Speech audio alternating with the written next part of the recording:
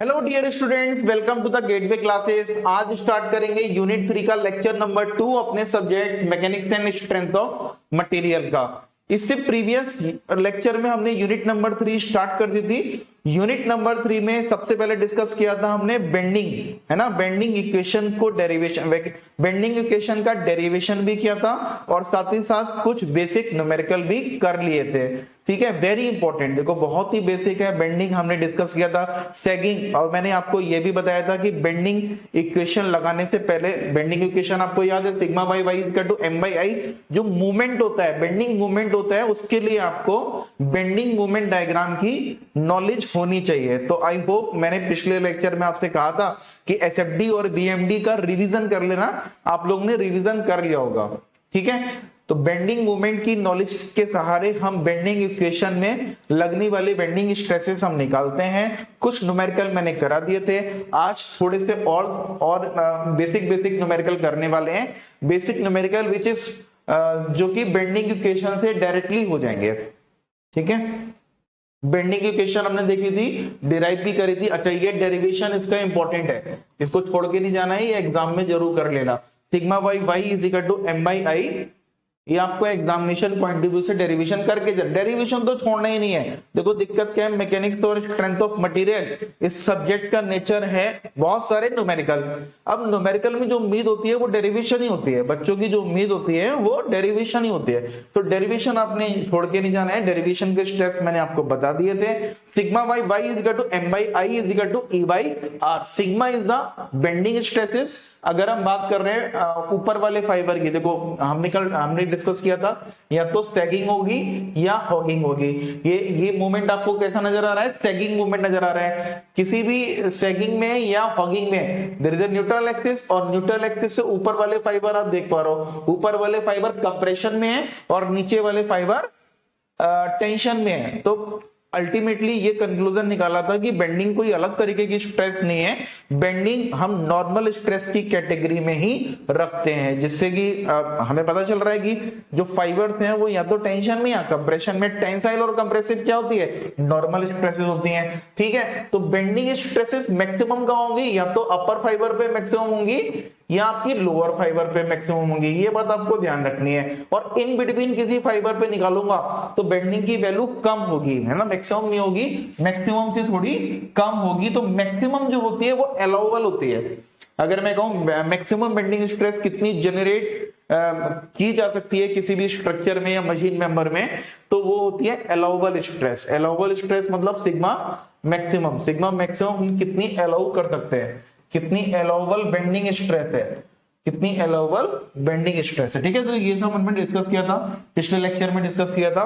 Sigma is equal to bending stress किसी भी point पे, किसी भी फाइबर की बात करो आप, न्यूट्रल एक्सिस से बस लोकेशन पता करनी है आपको उस फाइबर की, तो वहां पर इन जनरल आप निकाल सकते हो। और अगर यही फॉर्मूला आप अलाउबल लिमिट के लिए निकालना चाह रहे हो तो आप क्या लगाओगे? सिग्मा मैक्स और वाई मैक्स। तो यहां पर सिग्मा मैक्स अगर वाई मैक्स लगा दोगे तो किसी भी लिमिट पे आपको मतलब अपर या बॉटम फाइबर पे मैक्सिमम की वैल्यू, तो जनरल हम यही फॉर्मूला लगाते हैं। अगर मैं नहीं भी लिख रहा हूं, देखो आज क्वेश्चन हम करेंगे तो सिग्मा अपॉन वाई, तो कई जरी मैं लिखूंगा नहीं सिग्मा मैक्सिमम, लेकिन वो अंडरस्टूड होगा कि सिग्मा मैक्सिमम ही है ना, क्योंकि क्वेश्चन में अगर वेरिएशन आपका डिटेल में नहीं पूछा है तो वो अंडरस्टूड है कि मैं y is equal to y max रख रहा हूं, एंड सिग्मा जो है वो सिग्मा मैक्सिमम मतलब अलाउबल स्ट्रेसेस की ही बात कर रहे हैं। y is the position from the neutral axis. तो यहां पर आप देख पा रहे हो न्यूट्रल एक्सिस, अगर कोई क्रॉस सेक्शन है, ये क्रॉस सेक्शन कैसा है? रेक्टेंगल।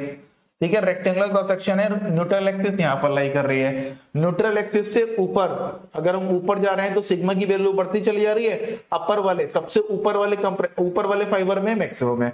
इसी तरीके से नीचे अगर जा रहे हैं तो इसकी वैल्यू बढ़ती चली जा रही है। यहां पर at the neutral axis sigma is equal to 0, ये बात मैंने आपको बता दी थी। न्यूट्रल एक्सिस पे बेंडिंग स्ट्रेसेस 0 होती है, जैसे जैसे ऊपर चले जाएंगे जैसे जैसे नीचे, तो अलग अलग लेवल पे अलग अलग बेंडिंग स्ट्रेसेस हमें मिलती हैं। तो ये वेरिएशन कई बार ड्रॉ करने को आता है, न्यूमेरिकल में आपको पता भी होना चाहिए इस सिग्मा को कैसे ड्रॉ करेंगे, तो उसी हिसाब से आज करेंगे।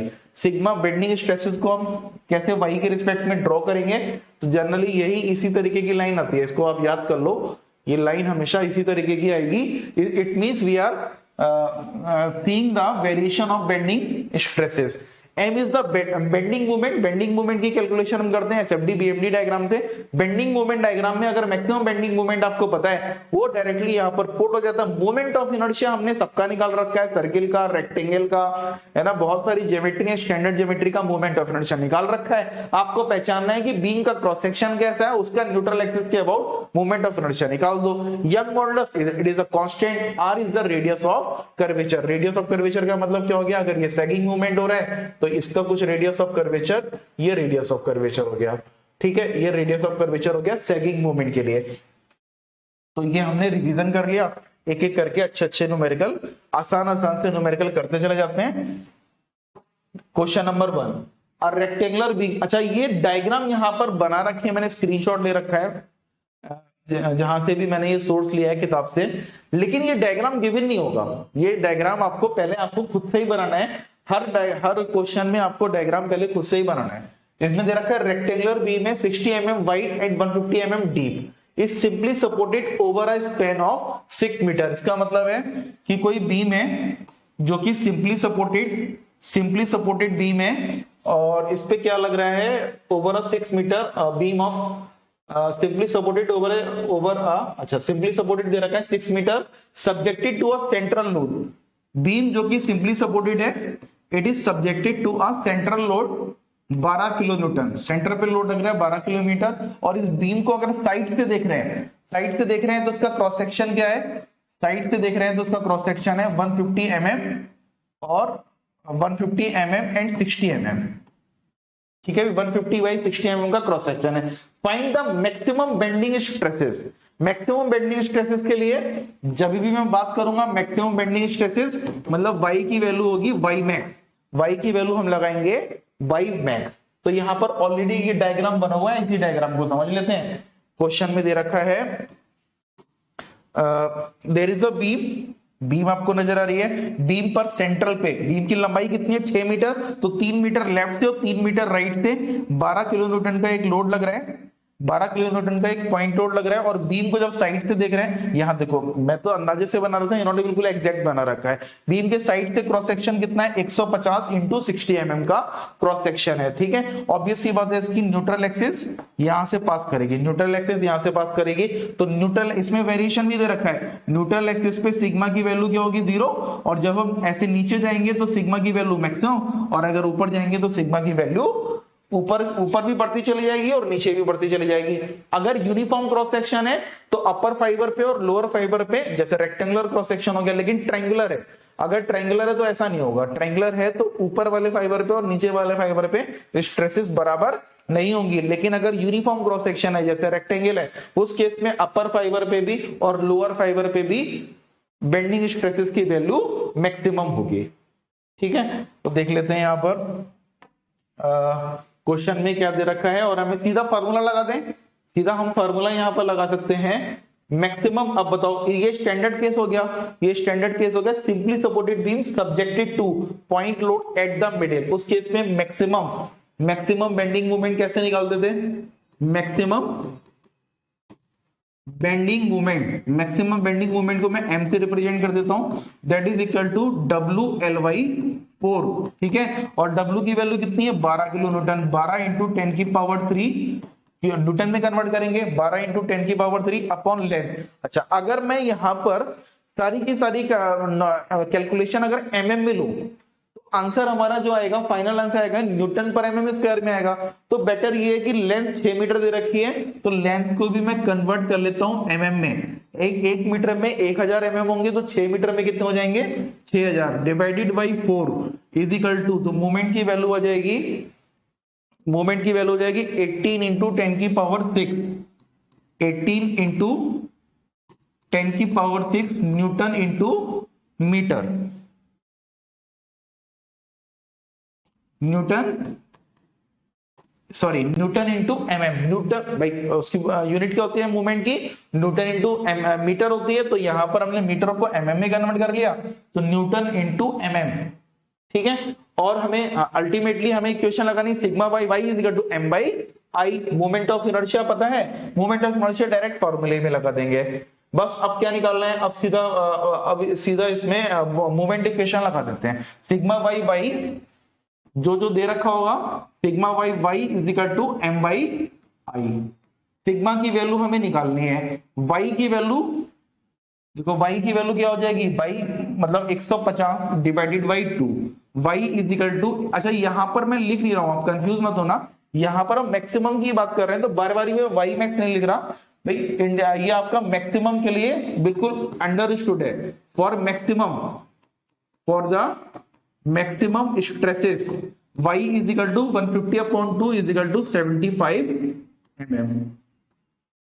ठीक है, सिग्मा हमें निकालना है अपॉन 75 की mm में लगाया है, 18 इंटू 10 की पावर 6 डिवाइडेड बाय रेक्टेंगल का मोमेंट ऑफ इनर्शिया, रेक्टेंगल का मोमेंट ऑफ इनर्शिया हो जाएगा 1/12 BD क्यूब। अब B क्या है यहाँ पर 60 mm और डेप्थ कितनी है 150, 60 इंटू 150 का क्यूब ना, only unknown in this equation, written equation is sigma. तो यहां से सिग्मा की वैल्यू हो जाएगी 80 न्यूटन पर mm स्क्वायर। आंसर लिख दिया मैंने, निकाल लेना आप लोग, 80 न्यूटन पर mm स्क्वायर, और we can say 80 mega pascal. तो मेगा पास्कल और न्यूटन पर mm स्क्वायर एक ही यूनिट है।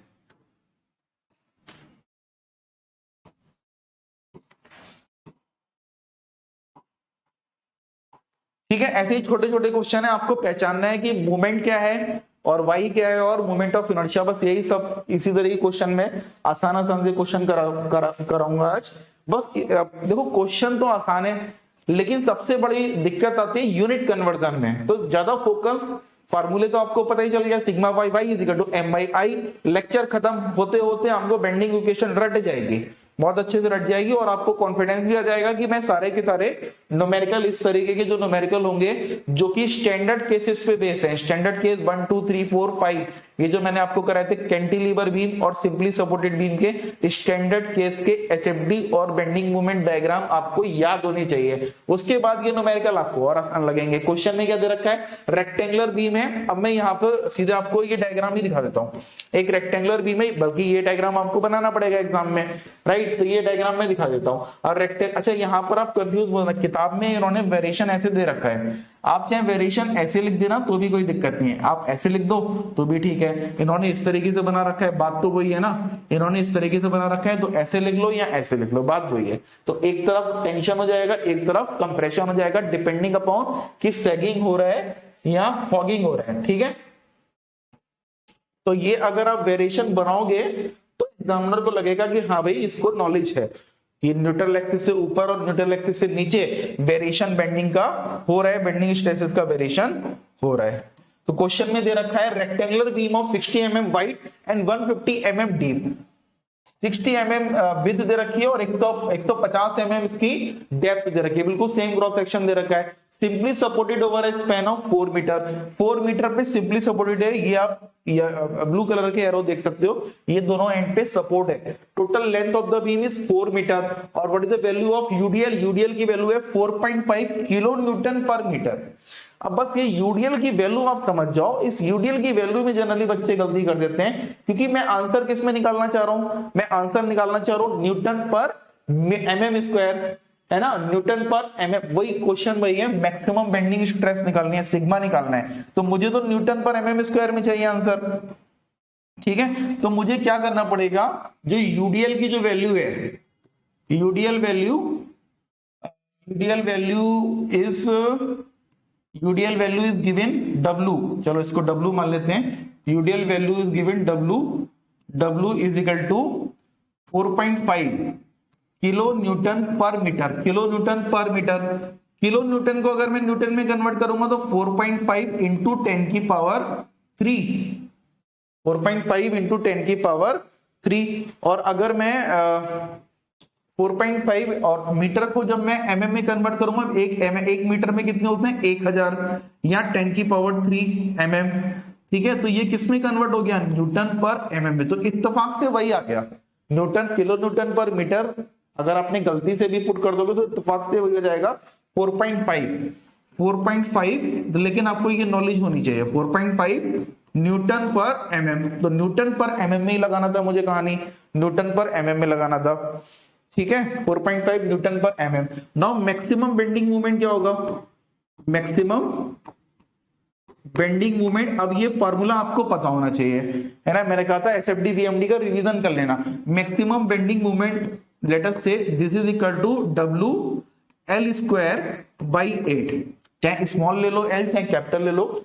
डब्ल्यू की वैल्यू अभी लिखी हमने 4.5, ठीक है। Now length is 4 metre, length is 4 metre. अब 4 मीटर को भी मुझे एमएम में कन्वर्ट करना है, सब कुछ मैं एमएम में कर रहा हूं, इसको भी 4 मीटर को भी एमएम में कन्वर्ट करूंगा तो 4 इंटू 10 की power 3 W L square divided by 2। तो ये m की वैल्यू आ जाएगी, यहां से m की वैल्यू हो जाएगी 9 इंटू 10 की पावर 6, 9 इंटू कर लेना, इसे सॉल्व कर लोगे, 9 इंटू 10 की पावर 6 न्यूटन इंटू एमएम।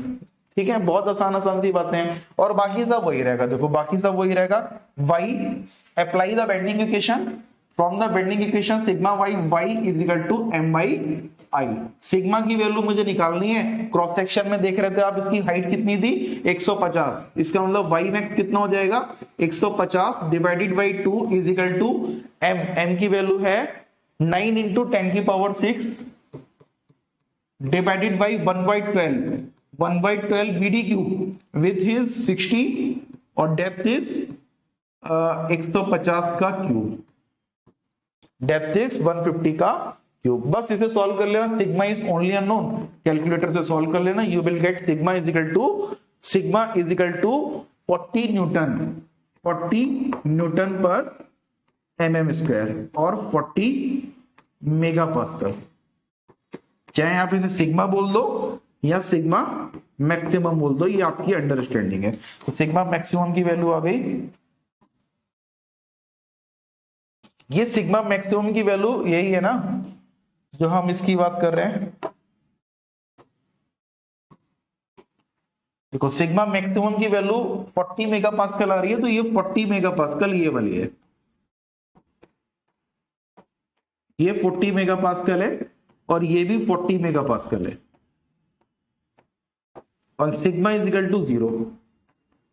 यार सिग्मा इज इक्वल टू 0, देखो यहां पर 80 मेगा पास्कल आ रही है, इसका मतलब sigma be maximum is equal to 80 mega pascal.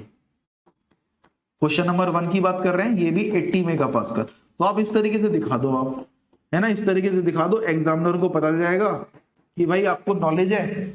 अगर आप वेरिएशन भी निकाल, देखो वेरिएशन पूछा नहीं है लेकिन किसी किसी क्वेश्चन में पूछ लेता है कि बेंडिंग स्ट्रेस का वेरिएशन भी बताओ, तो बेंडिंग स्ट्रेस का वेरिएशन में इस तरीके से आपको दिखा देना है। ठीक है, question number 3, a timber beam of rectangular section support a load of 20 kilonewton distributed over a length of 3.6 metre. तो यहां पर एक यूडीएल की वैल्यू, यूडीएल दे रखा है जिसकी वैल्यू है 20 किलोन्यूटन पर मीटर, तो दे नहीं रखा, लेकिन इसकी लेंथ दे रखी है 3.6 मीटर। तो यूडीएल की वैल्यू क्या होती है, यूडीएल की वैल्यू होती है आपकी UDL value late us say W is equal to 20 kilonewton पर मीटर दे रखा है, और मीटर में 3.6 पर डिवाइडेड बाई 3.6 मीटर। ठीक है, तो this is 20 upon 3.6 kilo newton पर मीटर, और अगर किलो न्यूटन पर मीटर की बात करूं तो वही करूंगा 20 इंटू 10 की पावर 3 न्यूटन। ठीक है, और मीटर को जब उसमें कन्वर्ट करूंगा तो दिस विल बिकम न्यूटन पर एमएम, और 20 अपॉन 3.6 मिस हो गया है यहाँ, 3.6 इंटू 10 की पावर 3 इज इक्वल टू 10 की पावर 3, 10 की पावर 3 कैंसिल हो गया, 20 अपॉन 3.6 न्यूटन पर एमएम। ठीक है भाई, यहां तक समझ में आ गया। If the depth of the beam is, अब क्वेश्चन में क्या दे रखा है, इंपॉर्टेंट क्वेश्चन है, देखो इस तरीके क्वेश्चन आते हैं एकेडी एग्जाम में। Depth of the beam section is twice the width, यानी जो डेप्थ दे रखी है, लेट अस से अगर विड्थ मैंने बी मान ली, अगर विड्थ को बी मान लिया तो इसी डायग्राम से समझ लो, अगर विड्थ को बी माना तो डेप्थ कितनी है 2b, अगर विड्थ आपकी 50 mm है तो डेप्थ है 100 mm, विड्थ अगर 75 mm है तो डेप्थ है 150 mm। तो इस बात को ध्यान रखो। तो लेट अस से width is v and depth is 2b। कोई फर्क पड़ेगा इससे? कोई फर्क नहीं पड़ेगा, वही निकालना है हमें। Find the dimension of the beam cross section, यानी बीम क्रॉस सेक्शन की डेप्थ भी निकालनी है और विड्थ भी। अगर b निकल आएगा तो 2b भी निकल आएगा। और यहाँ पर क्या दे रखा है, यहाँ पर सिग्मा मैक्स की वैल्यू दे रखी है। अच्छा, मैक्सिमम बेंडिंग मोमेंट निकाल सकते हैं पहले हम। क्वेश्चन में हम क्या कर रहे हैं, अभी तक मैक्सिमम बेंडिंग मोमेंट निकाल रहे हैं m। मैं डायरेक्ट लिख देता हूं, m is omega L square by 8, omega नहीं, sorry I am sorry, omega नहीं है, W है ये, ठीक है। W L square by 8, W is equal to 20 upon 3.6। अब L की वैल्यू कितनी है, 3.6 मीटर है तो मुझे किस में कन्वर्ट करना पड़ेगा, 3.6 इंटू 10 की पावर 3 और इसका square L square divided by W L square by 8। इसको सॉल्व कर लो आप, W L square by 8, W L square by 8, this is equal to 9 into 10 की power 6 newton into mm। Bending moment की moment का unit कितनी हो गई, न्यूटन इंटू mm। ये सबको मैंने क्या करा, न्यूटन और mm में कन्वर्ट कर लिया, ठीक है। तो विड्थ को मैंने माना है b और डेप्थ को माना है 2b। width is width of the beam, है ना, and 2b is the depth। तब I की वैल्यू बताओ भाई क्या हो जाएगा, I की वैल्यू होती है 1/12 BD cube, B into depth is 2b का क्यूब। तो कैलकुलेशन अपने आप कर लेना। मैं सीधा बेंडिंग इक्वेशन लगा देता हूं, apply bending equation.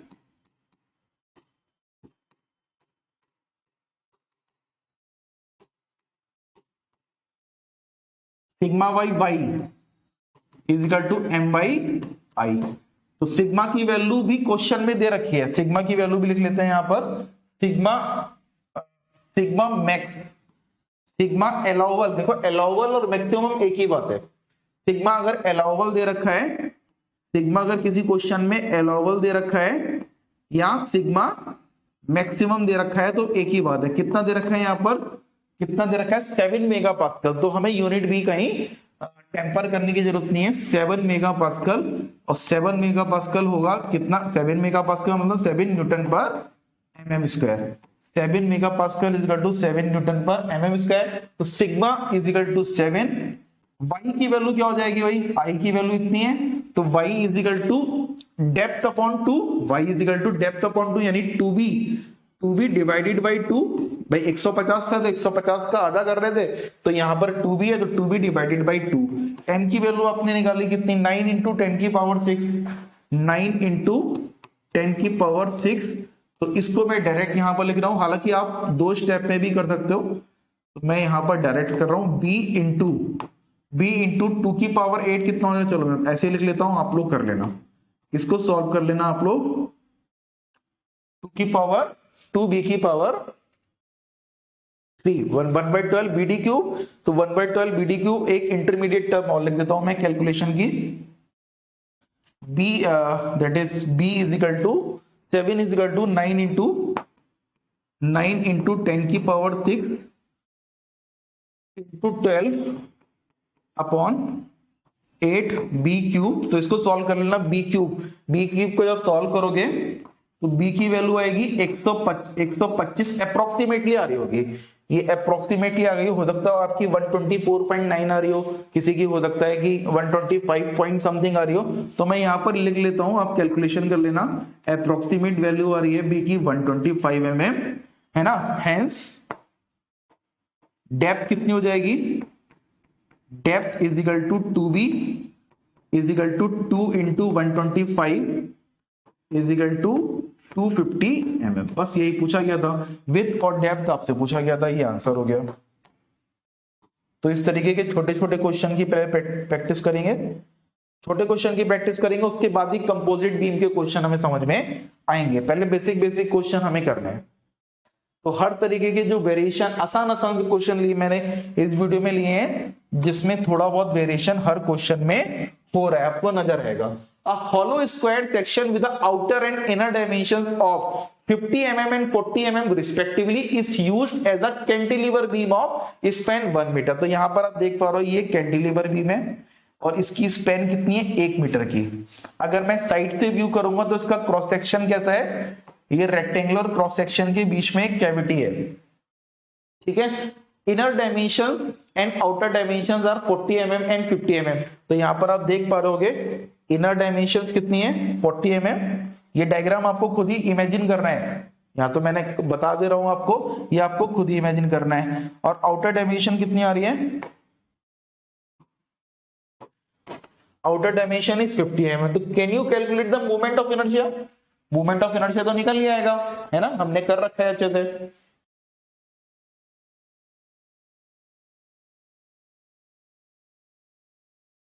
Moment of inertia निकल ही आएगा। अच्छा, अब ये कौन सा केस है, cantilever beam subjected two point load at the free and, cantilever beam subjected two point load at the free and. तो विच केस इज दिस, ये केस हो गया आपका केस नंबर 1। और इस केस में मैक्सिमम बेंडिंग मोमेंट क्या होता था भाई, मैक्सिमम बेंडिंग मोमेंट, है ना, वैसे तो याद भी करने की W इंटू एल ही होगा। देखो इस एंड पे क्या होगा W इंटू एल, ऐसे ही आ रहा होगा। Maximum bending moment M is equal to W into length WL, ठीक है। How much concentrated load can be applied at the free end of the cantilever if the maximum bending stresses are not to exceed 35 megapascal. तो W की value मुझे निकालनी है, L की value क्योंकि 1 metre दे रखी है तो मैंने मल्टीप्लाई कर दिया 1000 से, तो यूनिट आ गई न्यूटन इंटू mm, ठीक है। और हमें क्या दे रखा है, सिग्मा मैक्स, सिग्मा मैक्स की वैल्यू दे रखी है 35 मेगापास्कल को मैं लिख लेता हूं 35 न्यूटन पर mm स्क्वायर, ठीक है। और क्या हम निकाल सकते हैं, I moment of inertia is equal to, बताओ I कितना होगा 1/12 BD cube minus 1/12 BD cube. भाई बाहर वाले रेक्टेंगल का लिख दूं मैं यहां पर, इतना तो हमने बहुत कर रखा है। बाहर वाले रेक्टेंगल का कितना है 50 इंटू 50 का क्यूब, और अंदर वाले का माइनस कर देते हैं 1/12, अंदर वाले का है 1/12। डायमेंशन कितनी, रेक्टेंगल नहीं एक्चुअल में स्क्वायर है, ये मैं रेक्टेंगल बोल रहा हूं। 1/12 40 इंटू 40 का क्यूब, बस इतना ही हो जाएगा। आई की वैल्यू यहां से, आई की वैल्यू निकल आएगी, आई इज इक्वल टू, इसको सॉल्व कर लेना, आई की वैल्यू होगी 307.5 307.5 इंटू 10 की पावर 3 इंटू 10 की पावर 3 mm की पावर 4, mm की पावर 4। अभी तक तो मैं डायरेक्ट लगा दे रहा था, लेकिन यहां पर मैंने अलग से सॉल्व किया है तो यूनिट भी यहां पर मेंशन करना जरूरी है, mm की पावर 4। लगा दें हम बेंडिंग इक्वेशन, कुछ नहीं बचा क्वेश्चन में, sigma y y is equal to m by I.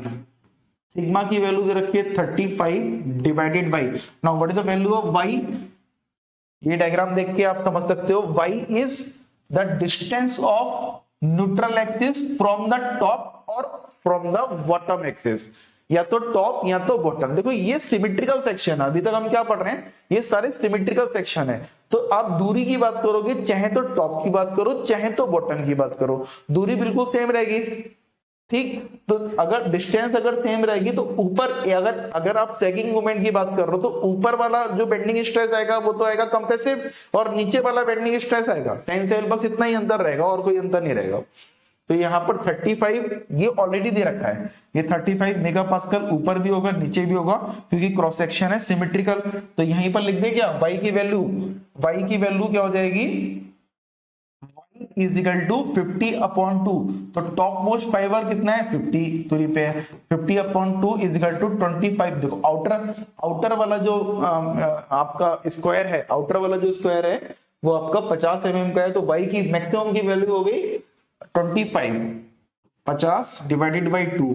m की वैल्यू अभी आपने निकाली, m की value W into 1000 divided by I is equal to 307.5 into 10⁴ check कर लो इसे, 307.5 इंटू 10⁴ 35 35/25। ठीक है, तो यहां से W की वैल्यू आ जाएगी, W is equal to 430.5 Newton.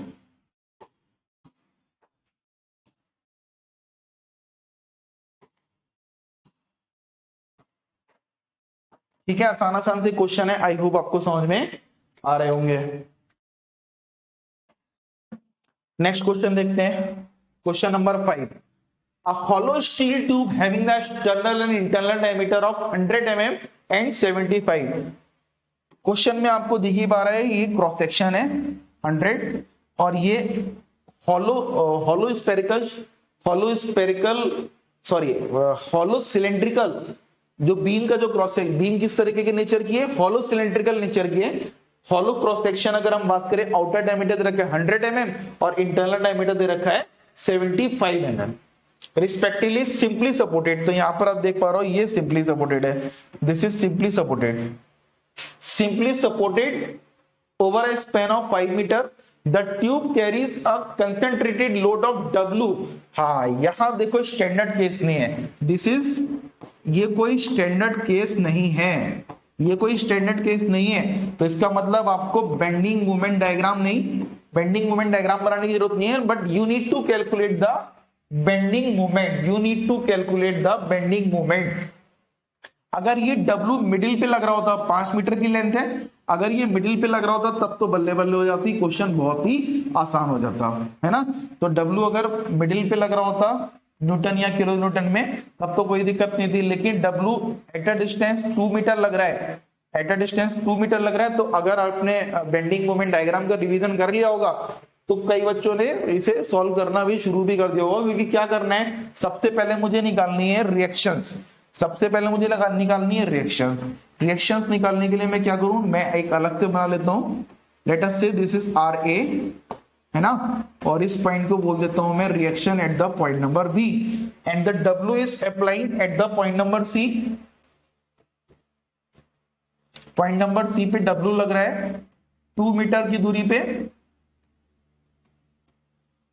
है ना, और 3 मीटर की दूरी है, this is 3 metre.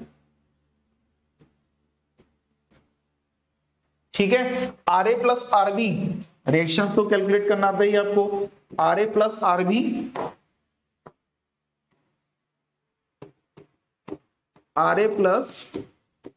RB is equal to W। ठीक है, लेट अस से, क्या इसकी जरूरत है हमें, तो केवल देखो, या तो मैं RA निकाल दूं या RB निकाल दूं, दोनों RA और RB निकालने की जरूरत नहीं है, तो ये भी नहीं लगा रहा मैं, जरूरत नहीं है इसकी लगाने की। ठीक है, मैं क्या करूं, let us say movement at the point number B is equal to 0, RA निकाल लेते हैं, आदत होती है लेफ्ट वाली डायरेक्शन से जल्दी निकालते हैं movement at the point number B is equal to 0, point number A and point number B। ठीक है, movement at the point number B is equal to 0। तो बताओ B पॉइंट पे मूवमेंट अगर 0 ले रहा हूं तो RA का B पॉइंट के अबाउट कैसा आ रहा है, क्लॉकवाइज, और W का कैसा आ रहा है, एंटी क्लॉकवाइज। तो RA इंटू कितनी डिस्टेंस पे, 2 + 3 is equal to 5, minus W into कितनी दूरी पे है, 3 मीटर की दूरी पे है। तो यहां से बताओ RA की वैल्यू कितनी आ रही है, यहां से RA की वैल्यू आ रही है 3W/5, RA की वैल्यू आ रही है 3W/5। रिएक्शन आ गया है ना। अब मुझे निकालना है मूवमेंट, तो movement at the point number C, movement at point number P, MC is equal to reaction RA कितनी दूरी पे लग रहा है, ये 2 मीटर की दूरी पे लग रहा है, ये तो हो जाएगा ना। अगर आप कोई क्रॉस सेक्शन लोगे पॉइंट नंबर 3 पे, लेफ्ट हैंड साइड पे केवल एक RA नजर आ रहा है, RA इंटू 2, और RA की वैल्यू कितनी है, 3W/5, इसे ऐसे ही कर लेते हैं यहां पर, 3W/5 इंटू 2। ठीक है, तो 3 2 जा 6W/5। अब इसकी यूनिट क्या है, न्यूटन इंटू मीटर। अगर मैं स्टैंडर्ड की बात करूं तो न्यूटन इंटू मीटर है। हमें क्या करना है, न्यूटन पर एमएम में निकालना है। न्यूटन पर एमएम में निकालना है तो मैं क्या करूं, न्यूटन इंटू एमएम में निकालना है। तो इसको मैं या फिर और करके लिख देता हूं, और this moment at the point number C is equal to moment at the point number C is equal to 6W into 10⁻³ divided by 5। तो ये हो जाएगा न्यूटन इंटू एम। बस देखो क्वेश्चन में आप अगर आप बुक्स को फॉलो करोगे तो इसी क्वेश्चन में एक फार्मूला दे रखा है, स्टैंडर्ड फार्मूला। तो स्टैंडर्ड फार्मूला मैं जनरली अवॉइड करता हूं इस केस में। आपको बेंडिंग मोमेंट और एसएफडी के कंसेप्ट आपको मालूम है, तो आप डायरेक्टली मोमेंट की वैल्यू निकाल लो। पॉइंट नंबर सी पे मोमेंट की वैल्यू कितनी है, मोमेंट की वैल्यू निकाल दो, उस हिसाब से sigma y is equal to M by I लगा दो। Now can we apply the equation, can we apply the equation, we know that moment of inertia इसका निकाल लेंगे, और y की वैल्यू कितनी हो जाएगी, टॉप फाइबर और बॉटम फाइबर कितनी दूरी पे है, 100 divided by 2, 100 divided by 2 is equal to 50 mm। तो टॉप फाइबर और बॉटम फाइबर की दूरी भी पता है, y की वैल्यू पता है, I की वैल्यू आपको नजर ही आ रही है ना।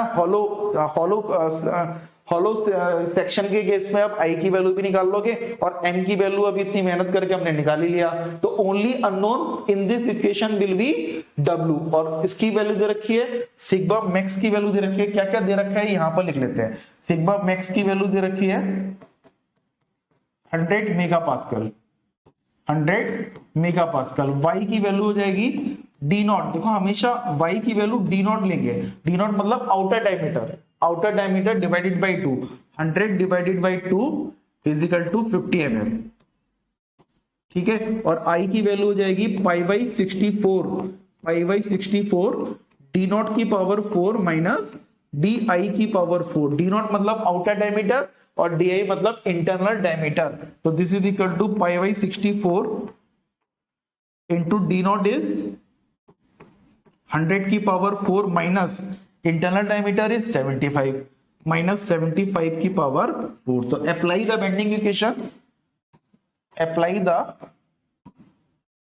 Bending equation sigma y is equal to M by I. Calculation आप लोग कर लेना, मैं यहां पर वैल्यूज लिख के छोड़ देता हूं। सिग्मा की वैल्यू दे रखी है 100 मेगापास्कल, वाई की वैल्यू है 50 इज इक्वल टू एन की वैल्यू आपने क्या निकाली, तो न्यूमरेटर में क्या हो जाएगा 6W इंटू 10 की पावर 3 डिवाइडेड बाई 5। तो मैं थोड़ा सा ऐसे शॉर्टकट मार रहा हूं, आप लोग थोड़ा सा आगे पीछे ऊपर नीचे न्यूमरेटर में जो भी आ रही है। 5/64 डी नॉट मतलब 100 की पावर 4 माइनस 75 की पावर 4। तो use your calculator, the only unknown in this equation is W। तो यहां से आप लोग W की वैल्यू कैलकुलेट कर लोगे, तो 100/50 इज इक्वल टू 6W।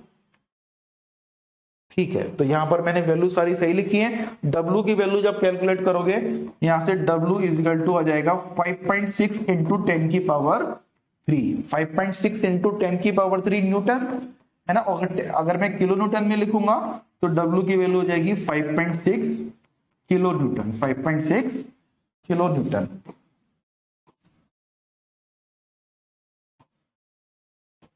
ठीक है भाई, हो गया काम।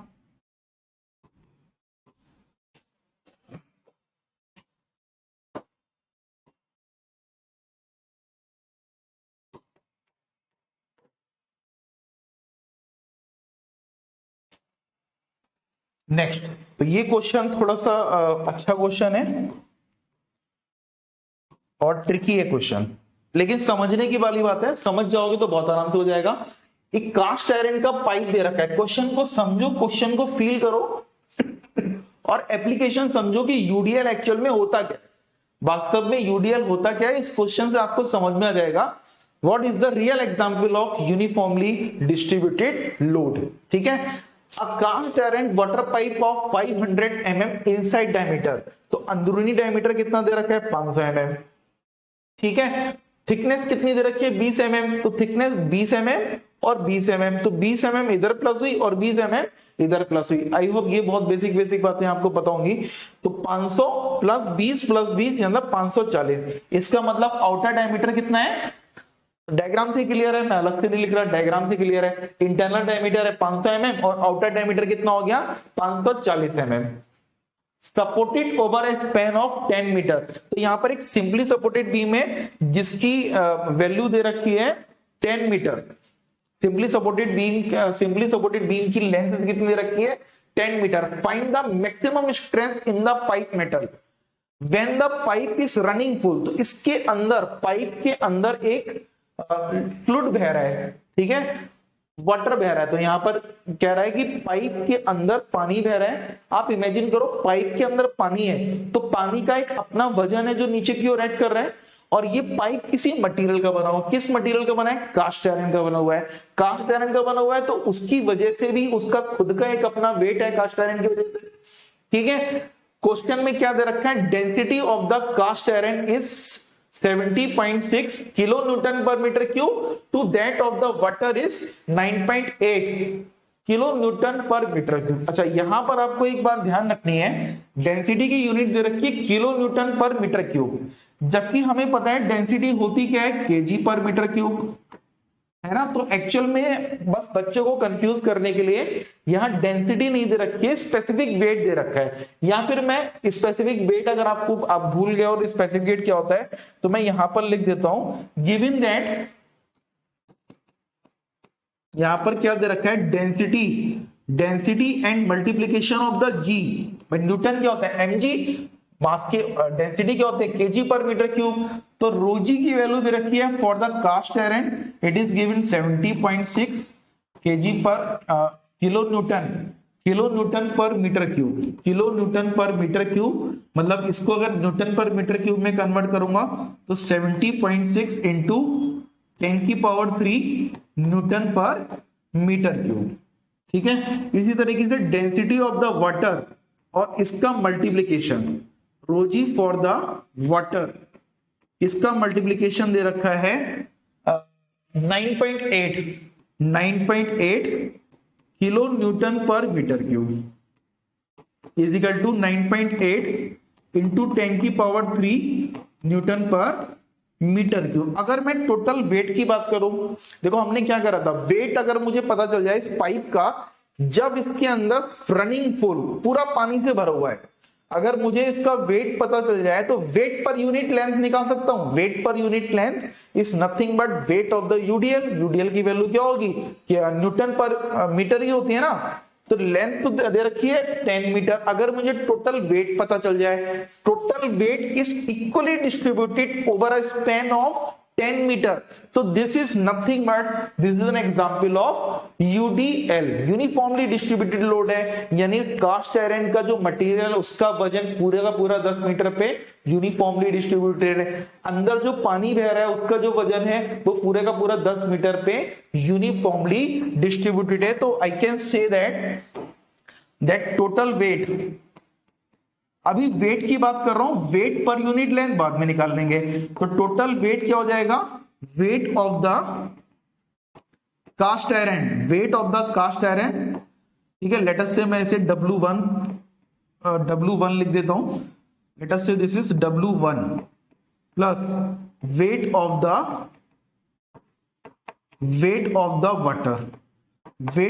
Water, let us say W2। तो total wait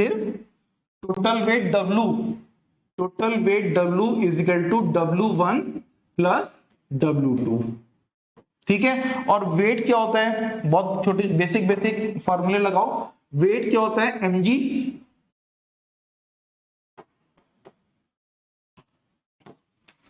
wait is equal to mg, mass of the cast iron into g plus mass of the water into g. और मास क्या होता है? Density into volume. मास का फॉर्मूला क्या होता है? Mass is equal to density into volume. अच्छा, कह रहा हूं कि सर ये कर क्या रहे हैं, कुछ समझ में नहीं आ रहा है। अरे भाई, क्वेश्चन बिल्कुल सेम है। अगर मुझे इस क्वेश्चन में यूडीएल की वैल्यू पता चल जाए, क्वेश्चन खत्म हो जाएगा ना। अगर यूडीएल की वैल्यू पता चल जाए तो ये केस नंबर क्या हो जाएगा? केस नंबर 5 हो जाएगा। A simply supported beam subjected to uniformly distributed load over a span of 10 metre. तो डब्ल्यू एल स्क्वायर बाई 8 मुझे फॉर्मूला मालूम है मैक्सिमम बेंडिंग मोमेंट का, एम बाई आई, आई की वैल्यू इतनी देर से हम निकाल ही रहे हैं 540 का की पावर 4 माइनस 500 की power 4 divided by 64 into pi. तो आई की वैल्यू पता है, वाई की वैल्यू पता है 540 डिवाइडेड बाई 2 है ना। डब्ल्यू एल स्क्वायर बाई 8 यहां से पता जाएगा मैक्सिमम बेंडिंग मोमेंट। हमें निकालना क्या है, सिग्मा, हमें सिग्मा निकालना है, find the maximum strength, sigma निकल आएगा। ठीक है, तो सिग्मा निकालने के लिए मुझे मैक्सिमम बेंडिंग मोमेंट पता होना चाहिए। Maximum moment bending moment is W L square by 8 और डब्ल्यू एल स्क्वायर बाई 8 के लिए मुझे पहले डब्ल्यू पता होना चाहिए। तो मैं डब्ल्यू निकालने की कोशिश कर रहा हूं, weight of the cast iron plus weight of the water. इसका मतलब जब पानी जो है वो पूरी तरीके से फिल्ड है। मास होता है density into volume, density into volume, तो density of the cast iron into volume. Now volume क्या होगा बताओ, वॉल्यूम की वैल्यू क्या हो जाएगी, वॉल्यूम दोनों के केस में क्या सेम रहेगा, ये थोड़ा सा मतलब अब ट्रिकी है आपका। आप इमेजिन करो, आप अगर मैं वॉल्यूम बात करूं, कास्ट आयरन के पाइप की वॉल्यूम की बात करूं, तो कास्ट आयरन का क्रॉस सेक्शन क्या है आपका, एक रिंग है, रिंग जिसकी थिकनेस है 20 mm। अगर मैं कास्ट आयरन की बात करूं, बहुत ध्यान से समझो, कास्ट आयरन का वॉल्यूम की बात करूंगा तो वो डिफर करेगा, अलग होगा। कास्ट आयरन का वॉल्यूम हमारा निकलेगा, अगर मैं कंसीडर करूंगा इसे एक हॉलो सिलेंड्रिकल क्रॉस सेक्शन, अगर मैं इसे कंसीडर करूंगा, और वॉल्यूम ऑफ द वॉल्यूम अगर मैं पानी के वॉल्यूम की बात करूंगा तो इंटरनल डायमीटर कंसीडर करूंगा। ठीक है, कास्ट आयरन की बात करूंगा तो इंटरनल और एक्सटर्नल दोनों को कंसीडर करना पड़ेगा। इनटू वॉल्यूम, चलो मैं पहले लिख देता हूं into volume, into volume volume of the cast iron pipe, volume of the cast iron pipe into G plus mass यानी density of the water into volume, pipe के अंदर कितना वाटर का कितना वॉल्यूम फ्लो कर रहा है इनटू जी। अब रो इनटू जी की वैल्यू क्वेश्चन में दे रखी है, मैंने बताया था आपको क्वेश्चन में रो इनटू जी की वैल्यू दे रखी है, रो into ji is equal to for the cast iron it is 70.6 रो और जी की वैल्यू दे रखी है, इनका मल्टीप्लीकेशन दे रखा है। वॉल्यूम हो जाएगा पाई बाई, एरिया कितना हो जाएगा pi by 4 into D square. D square कितना है, आउटर डायमीटर कितना है, आउटर डायमीटर इज 540 का स्क्वायर माइनस 500 का स्क्वायर इंटू लेंथ। अच्छा, लेंथ को वैसे तो 20 मीटर है, लेकिन लेंथ को मैं एज अ लेंथ ही कंसीडर कर ले रहा हूं, क्योंकि अल्टीमेटली तो बाद में इसे कैंसिल ही होना है, लेंथ को लेंथ से लेंथ कैंसिल हो जाना है। पाई बाई 4 ये हो जाएगा total volume of the cast iron pipe, और रो इंटू जी की वैल्यू हो गई 70.6। ठीक है, plus density of the water यानी रो और इंटू जी, इसके मल्टीप्लीकेशन की वैल्यू दे रखी है 9.8। यहां एक गलती हो गई, ये 70.6 नहीं है, हमने इसे कन्वर्ट किया था 70.6 इंटू 10 की पावर 3 में, 70.6 इंटू 10 की पावर 3 में कन्वर्ट किया था। ठीक है, प्लस 1000, देखो 1000 याद आ रहा है, हमें जो दे रखा है हमें वही लगाना पड़ेगा, वैसे 1000 होता है। 9.8 इंटू 1000 इंटू जी से मल्टीप्लाई किया है तो 9.8, तो 9.8 इंटू 10 की पावर 3 इंटू वॉल्यूम। अब volume of the pipe, volume of the water कितना होगा, पानी तो इनसाइड ही फ्लो कर रहा है ना, तो उसके लिए तो मैं केवल इंटरनल डायमीटर ही कंसीडर करूंगा, तो pi by 4 into D square की वैल्यू, डायमीटर कितना है 500 mm, 500 का स्क्वायर इंटू लेंथ, तो ये हो जाएगा वॉल्यूम जिस पर ये फ्लो कर रहा है। तो इसको भी एल की टर्म में और इसको भी एल की टर्म में हम निकाल सकते हैं। इसको आप कैलकुलेट कर लेना 500, ठीक है 540। एक गलती इसमें हो रही है, इसमें देखो एक गलती, एक मैंने यहां पर गलती कर दी, मुझे फिर से लिखनी पड़ेगी इक्वेशन। आप देखो सब कुछ तो मैंने न्यूटन में लगाया, ये वैल्यू लगाई न्यूटन पर न्यूटन पर मीटर क्यूब, ये वैल्यू लगाई न्यूटन पर मीटर क्यूब, लेकिन यहां पर मैंने ये डायमेंशन लगा दी एमएम में। भाई डायमेंशन भी तो फिर न्यूटन और उसमें ही लगाऊंगा ना, यहां पर मैं लिख दूं कि आप लोग समझ जाओगे, मुझे फिर से लिखनी पड़ेगी पूरी इक्वेशन।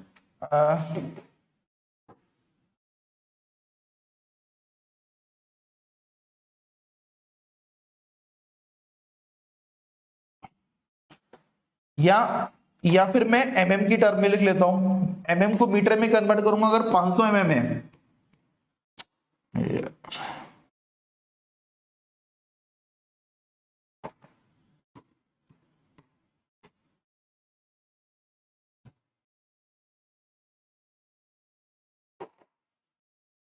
इस बात को समझो, मैं अगर 500 एमएम है, 500 एमएम को अगर मैं मीटर में कन्वर्ट कर रहा हूं तो 500 डिवाइडेड बाई 1000 है ना, यानी 0.5 हो जाएगा। 540 कितना हो जाएगा, 0.54 हो जाएगा। तो मैं डायरेक्टली लिख देता हूं, यहां पर पॉइंट की टर्म में लिख देता हूं, this is equal two point, यहां पर था π/4 डी स्क्वायर, 0.540 स्क्वायर माइनस 0.500 का स्क्वायर। इसी तरीके से π/4 इंटू 0.500 स्क्वायर इंटू एल। अब सही है, अब ये भी वैल्यू आपकी मीटर में हो गई, ये भी मीटर में हो गई, और ये आंसर भी हम जो डेंसिटी लगा रहे हैं वो भी न्यूटन पर मीटर क्यूब में लगा रहे हैं। तो ये इसीलिए इंपॉर्टेंट है ये क्वेश्चन, यहां पर हमें यूनिट का बहुत ध्यान रखना है, यूनिट का बहुत ध्यान रखना है, इसीलिए इंपॉर्टेंट है। और ये डेंसिटी वाला कंसेप्ट इंपॉर्टेंट है, ये क्वेश्चन आपका एग्जामिनेशन पॉइंट ऑफ व्यू से इंपॉर्टेंट है। एक्चुअल में क्या था ना, पहले ये सब इस तरह के क्वेश्चन आप करते थे, इंजीनियरिंग मैकेनिक्स में ऑलरेडी बेंडिंग और टॉर्शन आप पढ़ते थे, लेकिन अब तो पढ़ नहीं रहे हो, अब तो केवल डायरेक्टली सोम में पढ़ रहे हो। तो इस तरह के क्वेश्चन इस बार यूनिवर्सिटी एग्जाम में आ सकते हैं, पहले ये सोम में नहीं आते थे, ये मैकेनिक्स में इस तरह के क्वेश्चन आते थे। तो आप इस तरह के क्वेश्चन, सिंपल बेंडिंग इक्वेशन के क्वेश्चन आपने करके जाना है, छोड़ के नहीं जाना है। तो ये मैं सॉल्व किया है 2306, मैं वैल्यू लिख देता हूं 2306 इंटू एल, एल तो आई रहा है मल्टीप्लीकेशन में, into L plus 1924.22 into L. ठीक है, इन दोनों को प्लस करोगे हो जाएगा 4320.8 into L, newton into metre. ये वैल्यू किस में आएगी, न्यूटन इंटू मीटर में आएगी, और मुझे किस में चाहिए, न्यूटन पर मीटर में। तो ये वैल्यू तो है टोटल वेट। तो वेट पर यूनिट लेंथ कितना हो गया, वेट पर यूनिट लेंथ इजिकल टू, देखो ये तो है कैपिटल डब्ल्यू, और यहां पर मैं लिख रहा हूं ये स्मॉल डब्ल्यू, इसको ध्यान रखना, ये स्मॉल डब्ल्यू है, ये कैप्स है। This is equal to 4320.8 into L divided by L, या फिर हम अगर एल की वैल्यू लगाना चाहो 4320.8, लेंथ है कितनी, जैसे हमने 3.6 से डिवाइड किया था उसी तरीके से समझ सकते हो, लेंथ कितनी है 10 मीटर। अच्छा, यहां पर मैंने जानबूझ के 10 मीटर की वैल्यू नहीं लगाई, क्योंकि मुझे पता था कि 10 से 10 बाद में क्या होगा, अल्टीमेटली 10 से 10 तो कैंसिल होना ही है, 10 से 10 कैंसिल हो जाएगा। ठीक है, तो ये वैल्यू आ रही है W इज इक्वल टू 4320.8, अब एल तो हट गया, न्यूटन इंटू मीटर। ठीक है, 4320 न्यूटन इंटू मीटर, और न्यूटन इंटू मीटर से तो मोमेंट होना है, ये न्यूटन पर मीटर, न्यूटन वेट पर यूनिट लेंथ है ना, वेट पर यूनिट लेंथ है। अच्छा, यहां टोटल वेट, यहां भी मैंने गलत लिख दिया, आई एम सॉरी।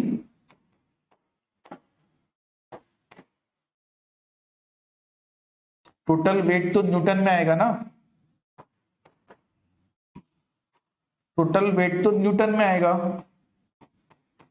टोटल वेट आ रहा है 4320.8 into L is equal to newton, और ये वैल्यू आ रही है, न्यूटन को लेंथ से डिवाइड कर दिया, तो ये वैल्यू आ रही है न्यूटन पर मीटर।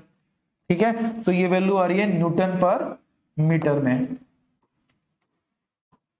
और अगर मुझे इसे कन्वर्ट करना है, और मुझे कन्वर्ट करना है W की वैल्यू न्यूटन पर mm में, क्योंकि हम mm में ही निकाल रहे हैं आंसर, 43208 डिवाइडेड बाई 1000 न्यूटन पर mm।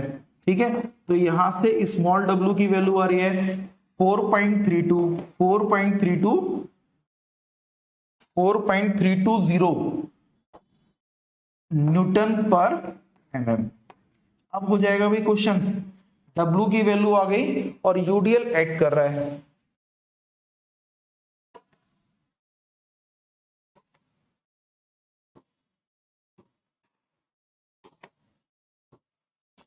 W की वैल्यू आ गई और क्वेश्चन में W इज एक्ट लाइक का यूडीएल, तो यूडीएल की वैल्यू आ गई W, तो मैक्सिमम बेंडिंग मोमेंट हो जाएगा WL²/8। मैक्सिमम बेंडिंग मोमेंट, अब क्वेश्चन बिल्कुल वही है जो हम ऑलरेडी कर चुके हैं। Maximum bending moment is equal to WL²/8 और W की वैल्यू न्यूटन पर mm में बड़ी मेहनत से निकाली हमने 4.230 आ रही है। एक सेकेंड ना, इसे मैं करेक्ट कर देता हूं,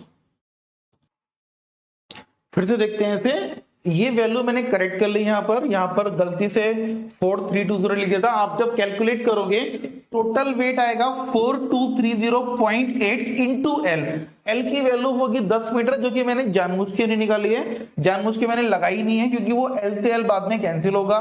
टोटल वेट आ रहा है न्यूटन में, जिसमें कास्ट आयरन का पाइप और पानी का वेट इंक्लूडेड है ना। हमें तो यूडीएल की तरह ट्रीट करना है, तो वेट पर यूनिट लेंथ, तो कैपिटल डब्ल्यू की वैल्यू है 4230.8, स्मॉल डब्ल्यू वेट पर यूनिट लेंथ यानी लेंथ है ना 10 मीटर है, तो इसकी वैल्यू जाएगी न्यूटन पर मीटर। जनरली हम लगाते हैं कि इसमें न्यूटन पर mm में, क्योंकि हमें आंसर निकालना होता है मेगा पास्कल में, तो न्यूटन पर मीटर को जब 1000 से डिवाइड करेंगे न्यूटन पर mm आ जाएगा, तो ये हो जाएगा 4.230 सही है, 4.230 न्यूटन पर mm। मैक्सिमम बेंडिंग मोमेंट की वैल्यू हो जाएगी WL²/8। अब क्वेश्चन तो वही हो गया ना, एक आप यूडीएल की तरह काम कर रहे हैं। अब आपको क्वेश्चन किस में कन्वर्ट हो गया, सिंपल क्वेश्चन कन्वर्ट हो गया, this is the value of UDL, और यूडीएल की वैल्यू कितनी आई, यूडीएल की वैल्यू आई 4.230 न्यूटन पर mm, और it is spread over a metre of 10 metre. बस क्वेश्चन इतना हो गया, बाकी सब क्वेश्चन में आपको क्रॉस सेक्शन वगैरह दे रखा है, सीधा अप्लाई कर देते हैं bending moment, bending equation apply कर देते हैं, sigma y y is equal to m by I.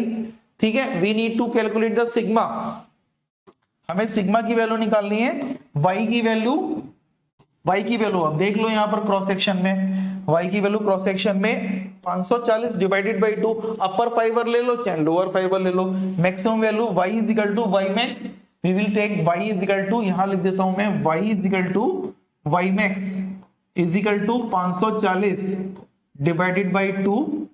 ठीक है, 540 डिवाइडेड बाई 2, 2 2 जा 2 और 8, ठीक है 270 mm, ठीक है 270 mm, sigma upon 270 mm, m की वैल्यू मैक्सिमम बेंडिंग मोमेंट की वैल्यू निकाली 52.9 इंटू 10 की पावर 6 न्यूटन पर mm। अगर बात करें I is equal to pi y 64, outer diameter is 540 की power 4 minus inner diameter is 500 की पावर 4, पाई बाई 64। अगर आप ये सब फार्मूले भूल गए हो तो मूवमेंट ऑफ इनर्शिया वाले भी चैप्टर आप रिकॉल कर लेना। पाई बाई 64 540 की पावर 4 माइनस 500 की पावर 4।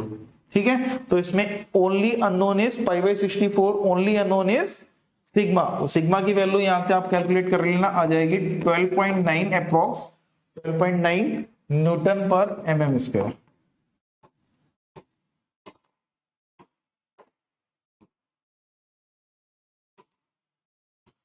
ठीक है, ये थोड़ा सा अच्छा क्वेश्चन था।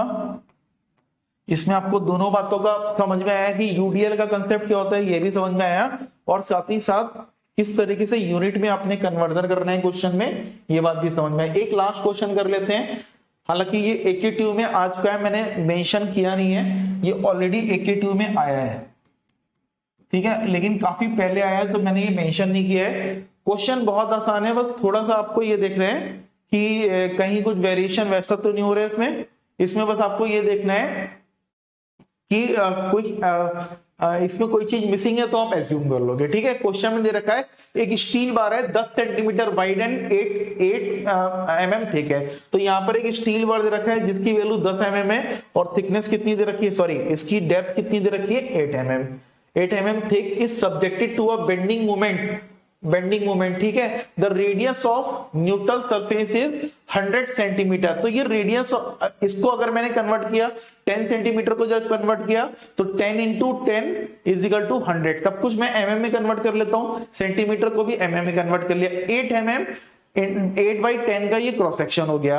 अब रेडियस ऑफ कर्वेचर दे रखा है 10 सेंटीमीटर, तो 10 सेंटीमीटर को भी 10 से मल्टीप्लाई किया तो यहां लिखा है radius of curvature 100 into 10, 1000 mm radius of curvature R की वैल्यू आ गई। अच्छा, क्वेश्चन में क्या दिक्कत है, मुझे मोमेंट के बारे में कोई इंफॉर्मेशन पता नहीं है, तो sigma by y is equal to M by I मैं नहीं लगा सकता, क्योंकि मूवमेंट के बारे में बस दे नहीं रखा है कि कौन सी बीम है, किस तरीके की बीम है। तो मेरे पास क्या बची, मेरे पास इक्वेशन बची, मुझे यही लगाना पड़ेगा, sigma by y is equal to E by R, है ना। मुझे निकालना है मैक्सिमम और मिनिमम बेंडिंग मोमेंट और उसका वेरिएशन निकालना है, ठीक है। उसको determine the maximum and minimum bending stresses in the beam निकालना है। तो उसको निकालने के लिए मोमेंट के बारे में कोई इंफॉर्मेशन है ही नहीं, पता ही नहीं है मुझे सिंपली सपोर्टेड बीम है या कैंटिलीवर बीम है, तो मुझे ई वाला फॉर्मूला लगाना पड़ेगा। इस फॉर्मूले में भी मुझे ई की वैल्यू नहीं पता है, तो आप एज्यूम कर लो ई की value, E steel is equal to 2 into 10 की पावर 5। जनरली ये बात याद होती है, आप कई सारे न्यूमेरिकल करते हो तो ये 200 गीगा पास्कल होती है ना, तो ये वैल्यू आपको याद हो जाती है। तो न्यूटन पर mm स्क्वायर में ये वैल्यू याद करो, स्टील की वैल्यू होती है 2 इंटू 10 की पावर 5। इसको आप एज्यूम कर लो। तो डाटा मिसिंग है क्वेश्चन में, इसको आप एज्यूम कर लो, पेपर में दे भी रखा होता है कि डाटा अगर मिसिंग है तो एज्यूम कर लो, ठीक है। अब बस हो जाएगा। अब बताओ मुझे मिनिमम और मैक्सिमम वैल्यू कौन होगी।